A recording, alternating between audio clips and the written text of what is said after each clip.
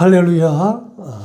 며칠 전 계엄령 때문에 놀랐고 어제도 계엄령이 부결되어서 다시 한번 놀랐던 하루였습니다.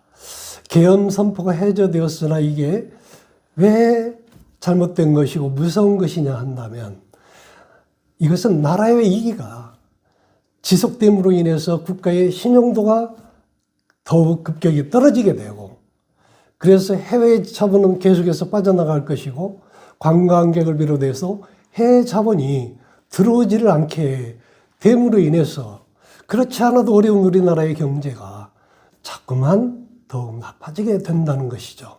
그래서 이 탄핵 국면이 하루속히 종결이 되어야 되는데 유감스럽게도 시급히 끝나지 아니하고 더욱 문제가 확산되어지고 어렵게 꼬여가는 작금의 사태는 실로 개탄스럽고 염려스럽지 않을 수가 없습니다. 자, 그러나 우리나라를 사랑하시는 하나님께서는 지금의 위기 가운데에서도 새로운 돌파구를 준비하고 계시고 새 일을 우리나라와 그리고 또 우리 백성들에게 예비하시고 그 길로 이끄시는 줄 믿고 위기 속에 길이 있다, 이런 제목으로 오늘 말씀을 함께 나누고자 합니다.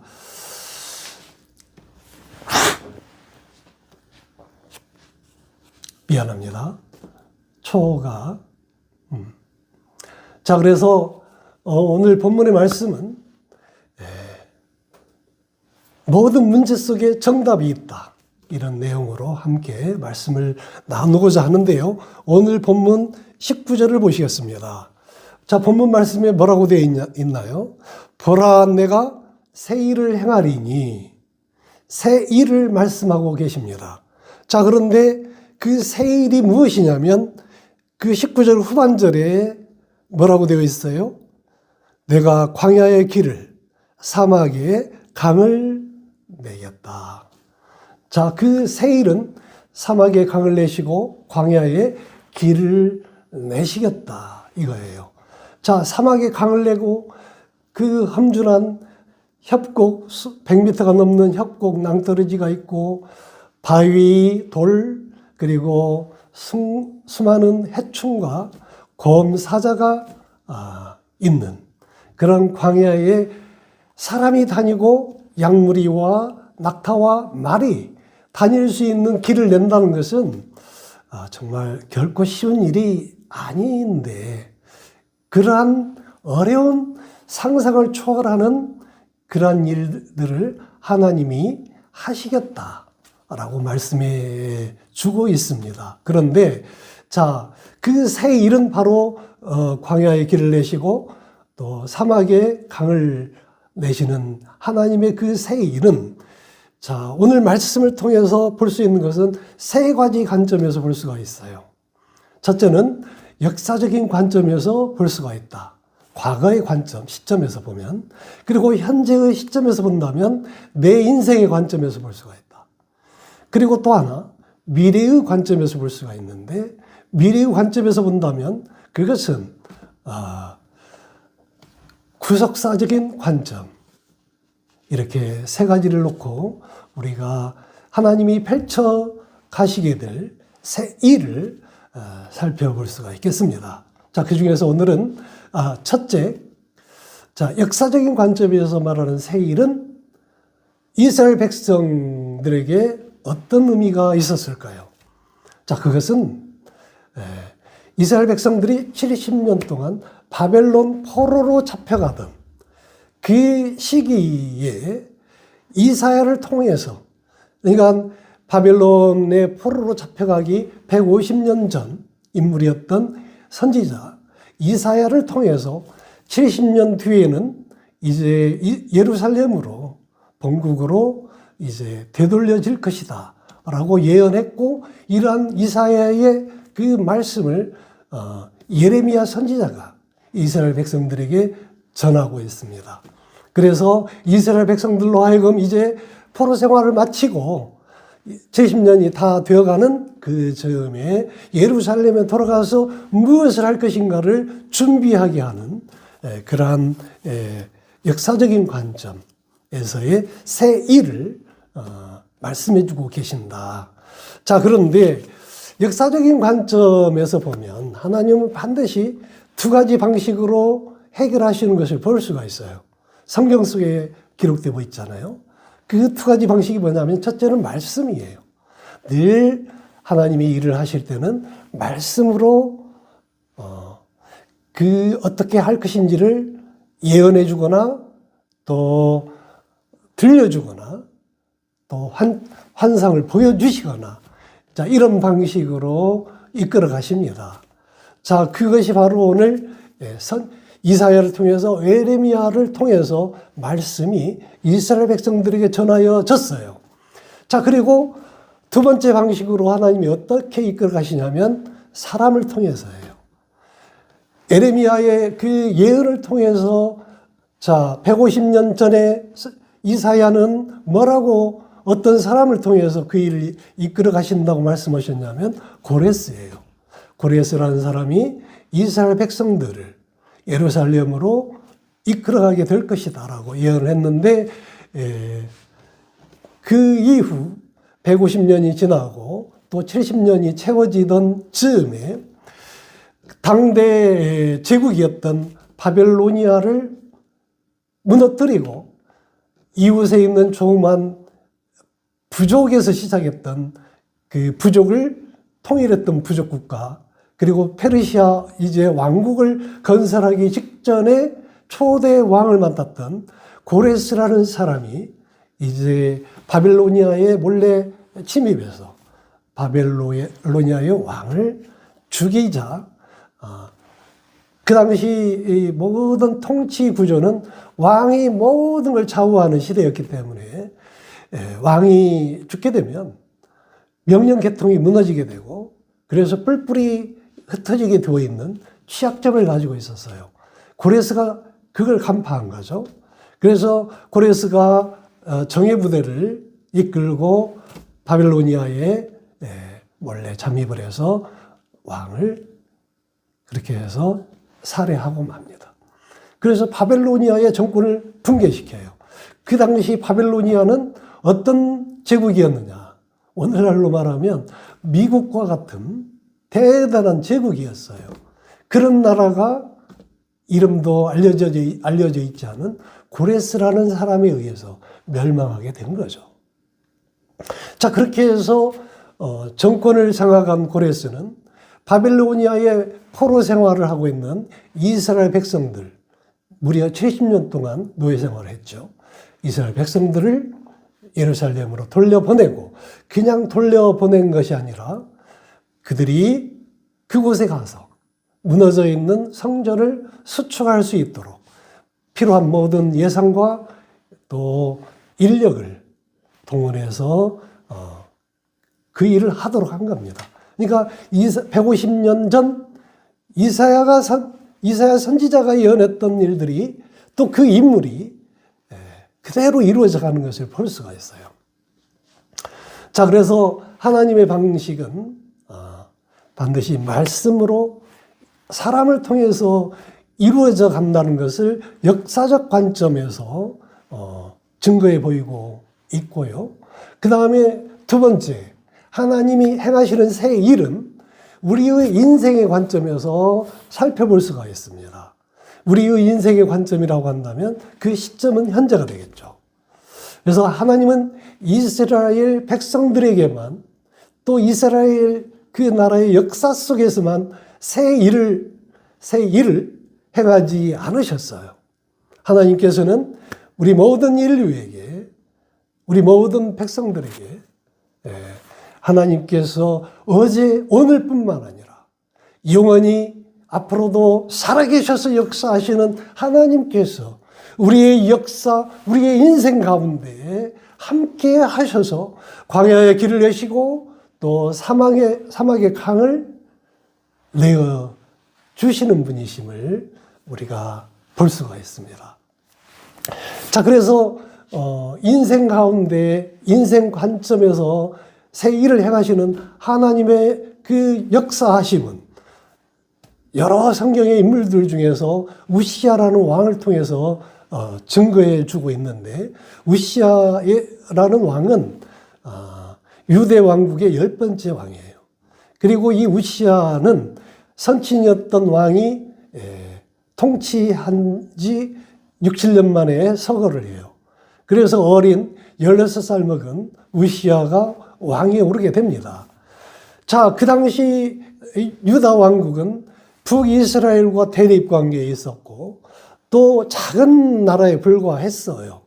그래서 주변에 있는 많은 나라, 암만 또는 블레셋 이런 많은 나라가 호시탐탐 이 나라를 노리고 있었어요. 또 유다 왕국은 솔로몬에서부터 점점점 쇠약해져가는 그런 나라였음에도 불구하고 우시아가 왕위에 올랐을 때 전혀 다른 새로운 국면이 전개가 되어지는 것을 볼 수가 있습니다. 그 이유는 뭐냐면 하나님이 어린 우시아와 함께 하시기 때문에 그렇게 된 거예요. 왜 하나님이 우시아와 함께 했을까요? 그것은 우시아는 오로지 하나님을 경외한 사람이었어요. 하나님을 경외한다는 것은 어떤 의미냐면 늘 내 마음속에는 하나님이 계심으로 인해서 내가 옳지 않은 일을 할 때는 양심의 가책을 느끼게 되고 나를 향하신 하나님의 노여움을 생각하게 돼요. 따라서 우리가 인간인지라 죄를 짓지 않을 수는 없지만 죄를 짓는 가운데 빠르게 돌이킬 수 있고 중단할 수가 있어요. 그리고 하나님이 기뻐하시는 일이 무엇인지를 늘 생각하며 하나님이 기뻐하시는 일을 할 수 있는 그런 마음이, 그런 믿음이 있는 사람이 곧 하나님을 경외하는 사람이심을 믿으시기 바랍니다. 자, 여러분들도 모두가 다 그런 분이신 줄 믿지만 하나님을 경외하는 사람이 받은 은혜는 오늘 우시아 왕이 누리는 그러한 은혜를 우리도 동일하게 받을 수 있다라고 저는 여러분들에게 말씀으로 전하고자 합니다. 자, 우시아는 그래서 하나님을 경외하는 사람이었고 경외하는 눈으로 보니 어린 왕의 눈에도 우상을 숭배하는 이스라엘 백성들의 잘못된 모습이 보이는 거예요. 그 이전 선친 그 이전 수많은 왕들을 거듭하면서 향락, 타락, 음란 그리고 탐욕 그리고 정말 수많은 그 우상을 숭배하는 그런 모습을 보면서 옳지 않다. 그리고 그 우상들을 다 타파하는 그런 일을 어린 왕이었던 우시아가 과감하게 시행을 하게 됩니다. 바로 그러한 우시아에게 하나님이 함께 하셔서 우시아 왕뿐만이 아니라 유다 왕국이 처해 있는 사막 같은 나라의 형세를 강물을 내게 하시고 광야 같은 나라의 그 위치에 놓여 있는 유다 왕국을 길을 내어 주심으로 말미암아 블레셋과의 전투에서 승리를 거두고 암몬과의 전투에서 승리를 거두고 그렇게 그로 인해서 수많은 주변 국가들이 작은 유다 왕국이었던 그 나라에 우시아 왕에게 주공을 바치는 이런 놀라운 일들이 일어나게 돼요. 그것은 하나님께서 우시아에게 사막에 강을 내시고 광야에 길을 내신 것이에요.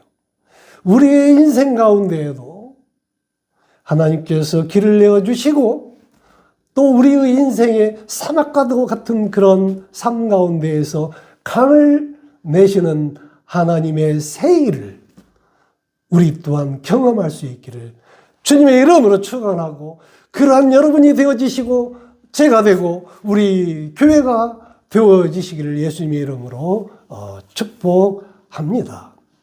아멘.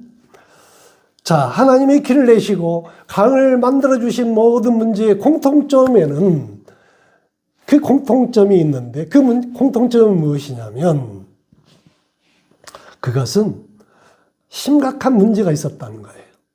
심각한 문제가 있었어요. 자, 그런데 그런 심각한 문제 앞에 있는 자들이 이제 그 문제로 인해서 무너지고 불평하고 원망하고 좌절하는 것이 아니라, 원망하고 불평하는 사람들은 결국은 좌절해요. 그 수렁의 늪에 더욱 빠져들게 되죠. 자, 그러나 하나님이 주시는 믿음으로, 그리고 또 하나님이 기뻐하시는 그 삶의 자세로 기도하며 말씀을 붙잡고 나아갈 때, 오늘 우시야 왕에게 하나님이 역대하 26장 16절 말씀으로 기이한 방식으로 풀어가셨던 것처럼, 그 기이한 방식은 하나님의 특별한 방식이라 이 말이에요. 그 기이한 방식을 하나님이 적용시킨 것은 그가 바로 하나님을 경외하는 사람이었고 하나님이 기뻐하는 일을 행하는 사람이었기 때문에 그를 통해서 하나님이 역사하신 것이죠. 그래서 그 사람 앞에 놓인, 우시야 앞에 놓여 있었던 모든 문제가 이제 풀려지고 그 일을 통해서 놀라운 그 결과를 이끌어가는 그러한 일을 만날 수 있도록 역사하시는 그 하나님의 그 기이한 방식이, 그 기이한 방식이 우리에게도 함께 적용되어질 수 있기를 주님의 이름으로 축원합니다. 우리의 삶 가운데 수많은 문제가 있을 수 있어요. 마치 이스라엘 백성들처럼 홍해 바다와 같은 문제들이 있을 거예요. 자, 그런데 그런 문제 앞에서 우리가 힘들다고 포기하지 아니하고 굳건히 그 문제 속에 정답이 있다는 진리를 깨닫고, 그렇잖아요. 문제 안에 답이 없는 문제는 없습니다. 자, 그래서 우리가 수능 시험을 볼 때도 모든 문제 속에는 정답이 있어요. 아무리 영특하고 아무리 천재라 하더라도 문제가 아닌 다른 문제 속에서 정답을 찾아내면 그것은 오답인 거예요. 자, 그러나 그 문제를 통해서 정답을 찾아낼 수 있을 때 바로 사막의 강이 열리고 광야의 길이 열리는 그러한 은혜를 체험할 수 있는 저와 여러분이 되어지실 줄 믿습니다. 그래서 우리는 늘 기도하잖아요. 그런 문제 앞에 놓이지 않게 해달라고, 문제를 피해갈 수 있게 해달라고 우리는 늘 그렇게 기도를 합니다. 그런데 하나님은 오히려 우리를 그 문제 앞으로 인도해 가실 때가 참 많은 걸 느낍니다. 여러분 그렇지 않습니까? 오히려 문제 속으로 우리를 퐁당 빠뜨리고 말아요. 그래서 우리의 믿음의 첫걸음이 문제 가운데로 내딛게 되는 경우가 허다합니다. 자, 이랬을 때 우리는 제가 지난주에도 말씀드렸듯이 원망하기보다는 기도로, 또 불평하기보다는 감사함으로 나가자. 원망은 사탄이 주는 선물이라면 감사는 하나님이 주시는 선물이다. 따라서 감사함으로 나아갈 때 그 문제 앞에 우리는 놀라운 그 새 일이라는 정답을 찾아낼 수 있게 될 것이다 라고 말씀을 드리고자 해요. 그러니까 이스라엘 백성들이 홍해 바다 앞으로 가게 되었잖아요. 그 코스는 이스라엘 백성들이 선택한 것이 아니에요. 하나님이 이끄셨어요. 낮에는 구름 기둥, 밤에는 불 기둥으로 이끌으셨는데 그 구름 기둥을 따라 가서 보니 바다가 가로놓여 있는 거예요. 그리고 뒤에는 애굽의 군대가, 수많은 군대가 몰살을 시키기 위해서 쫓아오고 있는 거예요. 그래서 이스라엘 백성들은 이제 홍해 바다가 죽음의 바다라고 정말 아우성을 또 부르짖고 그리고 원망했습니다. 그 죽음의 바다가 홍해가 죽음의 바다라고 생각했던 그 바다, 그 속에 길이 있었던 것을 이스라엘 백성들은 몰랐던 거죠. 아무도 짐작할 수 없었어요. 그래서 모두가 다 죽었다 했던 그 바다가 열리고 길이 열려서 이스라엘 백성들이 모두가 다 이제 나중에 훗날 젖과 꿀이 흐르는 가나안 땅으로 인도되어짐을 볼 수가 있습니다. 자, 여러분, 문제 속에 하나님의 길이 있음을 믿으시기 바랍니다.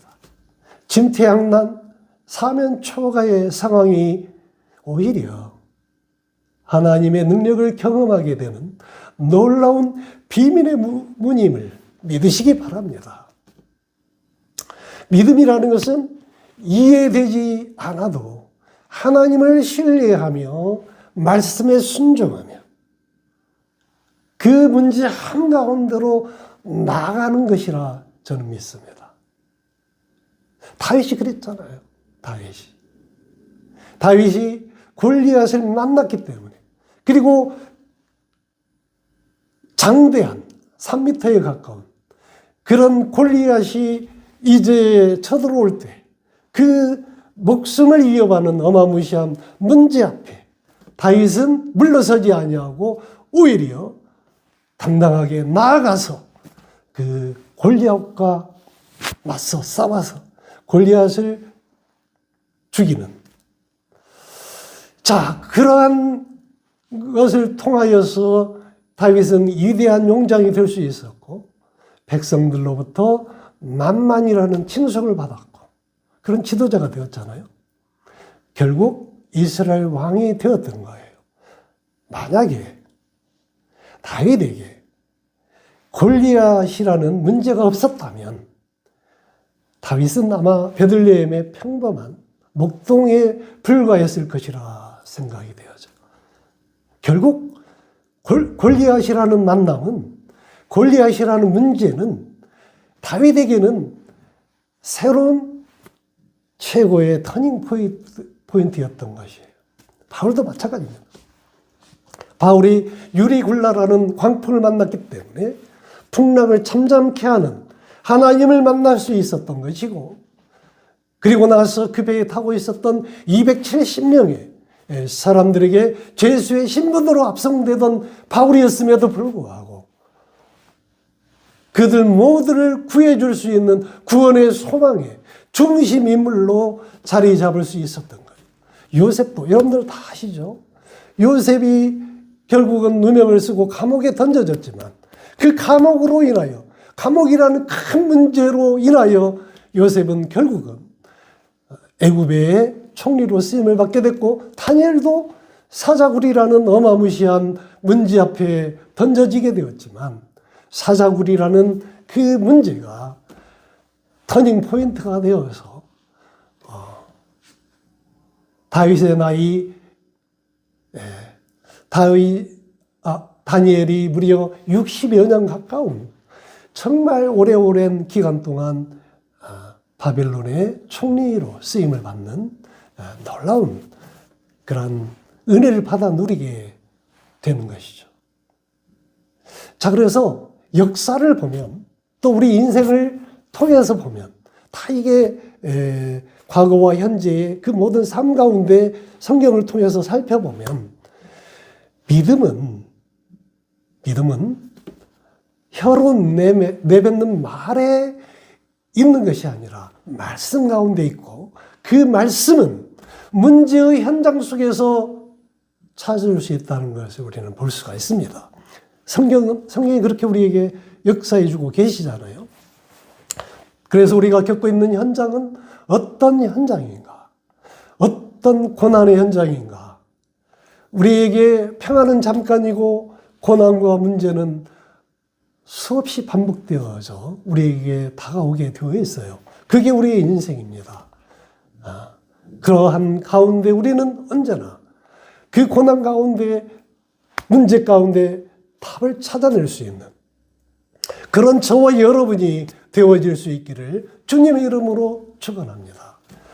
자, 골리앗을 만난 현장이, 바울이 만난 파도가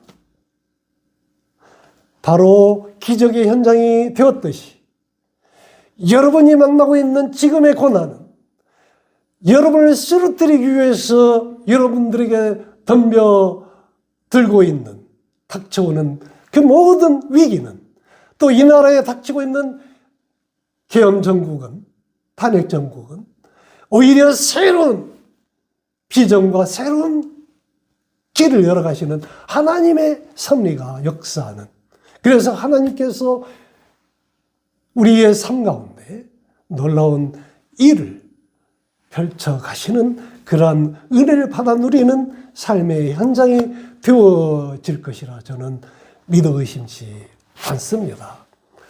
자, 그리고 세 번째가 바로 구속사적인 관점인데, 시간이 없기 때문에 세 번째 미래의 관점, 구속사적인 관점을 간략하게 정리한다면 그것은 이제 예수님의 재림이세요. 그래서 이제 이 땅에 영원한 천국, 그리고 예수님을 믿는 그런 모든 이들에게 영원한 생명을 주시고 영혼을 구원하게 하심으로 천국 백성이 되어지는 그러한 새로운 일을 구속사적인 미래 관점에서 살펴볼 수가 있는 것입니다. 자, 그래서 정리하겠습니다. 지금 우리가 문제 가운데 있을까요? 또 여러분들이 또 고난 가운데 있을까요? 그러나 실망하지 마십시오. 그 고난이, 그 문제가 아무리 크고 힘들지라도 그 문제 속에 정답이 있다는 것을 잊지 마시고, 불평하지 마시고, 원망하지 마시고, 감사함으로 말씀을 통해서, 사람을 통해서 이루어가는 하나님의 그 놀라우신 섭리를 믿으시고, 늘 말씀을 가까이 하면서 또 주의 종이 선포하는 이 말씀을 여러분들이 붙잡으면서 그 말씀을 통해서 다니엘이 그랬던 것처럼, 다윗이 그랬던 것처럼, 우시아가 그랬던 것처럼, 그리고 요셉이 그러했던 것처럼 여러분들 또한 그 문제를 통해서 놀라운 새로운 일이 펼쳐져가는 그런 기적의 현장이 되어질 수 있기를 예수님의 이름으로 축복합니다. 기도하시겠습니다.